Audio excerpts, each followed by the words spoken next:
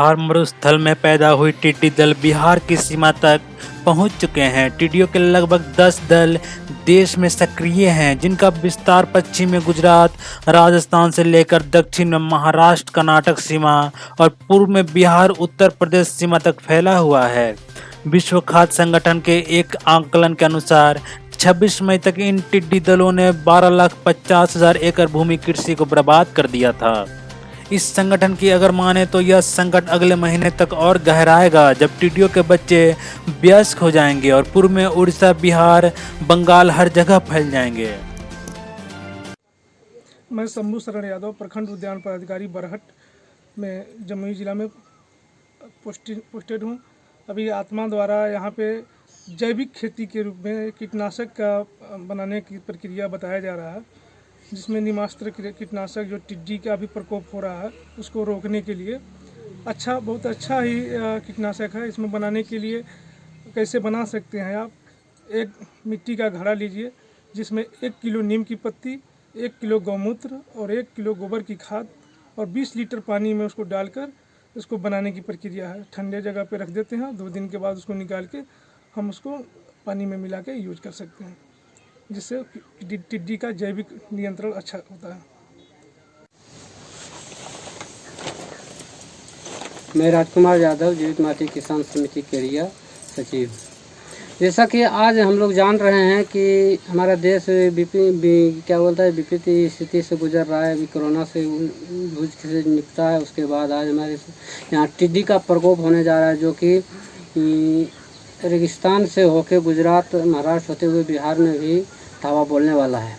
तो इस स्थिति को हम लोग देखते हुए हम लोग ने एक प्रयास किया कि विपत्ति से निपटने के लिए हम लोग अपने गांव में एक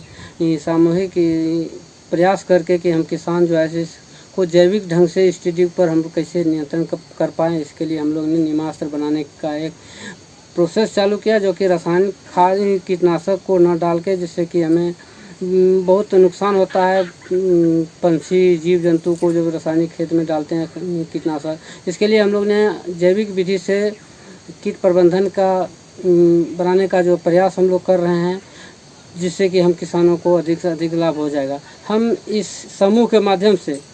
आत्मा के द्वारा इस बनाए गए इस समूह के माध्यम से हम चाह रहे हैं कि जमुई ज़िले के जितने भी समूह हैं आत्मा द्वारा, उस सभी समूह को इस जानकारी मिले और इससे वो अपने अपने प्रयास किसान करें, क्योंकि सारे किसान मिलके अगर हम प्रयास करते हैं तो किसी भी विपत्ति से हम लोग जीत सकते हैं। अगर हम लोग संगठित होकर प्रयास करेंगे तो हम इस समस्या से जीत जाएंगे और किसान की जो सबसे बड़ी समस्या आज होने वाली है टिड्डी दल का, उससे हम लोग कुछ हद तक जो है सो नियंत्रण पा सकते हैं। जमुई जिला अंतर्गत बरहट प्रखंड के पहाड़ों पर पंचायत में अभी हम लोग किसानों को गांव-गांव टिड्डियों के बारे में समझाने के लिए हम लोग आए हुए हैं और मैं यहाँ का कृषि समन्वयक विनीत कुमार हूँ। और जैसा कि हम लोग जान रहे हैं, विभाग के द्वारा बार बार ये जानकारी दी जा रही है कि पाकिस्तान के रास्ते मध्य प्रदेश, राजस्थान, उत्तर प्रदेश में फसलों को व्यापक नुकसान पहुंचाने के बाद टिड्डी दल का बिहार आने की संभावना है। तो और वो टिड्डी दल एक रात में 2500 आदमियों के बराबर भोजन करती है और पौधों के पत्ती, तना में इसी छाल को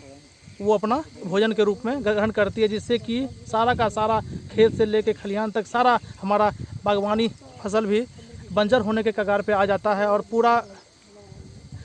हमारा फसल ही बर्बाद हो जाता है। तो हम लोग अभी पहाड़ों पंचायत में गांव-गांव घूम के किसानों को ये समझाने का प्रयास करते हैं कि हम लोग इन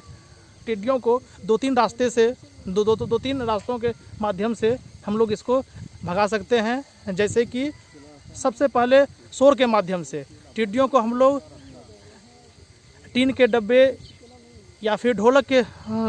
या नगारों की आवाज़ से हम लोग इसको भगा सकते हैं। और अगर हम लोग सबसे अच्छे फार्मूलों की बात करें तो उसमें हमारा जैविक का फार्मूला आता है और उसमें एक बहुत ही अच्छा चीज़ है निमास्त्र, जो कि हमारा गौमूत्र, गोबर और नीम से तैयार किया जाता है। निमास्त्र का यूज हम लोग रात के 11 बजे से लेकर हम लोग सूर्योदय तक कर सकते हैं, जिससे कि ये हमारे फसलों में टिड्डियों के अलावा और भी तरह के कीटनाशियों को भगाने में ये सक्षम है। और इसलिए हम लोग इसी का प्रचार बार बार गांव-गांव घूम के हम लोग के द्वारा किया जा रहा है।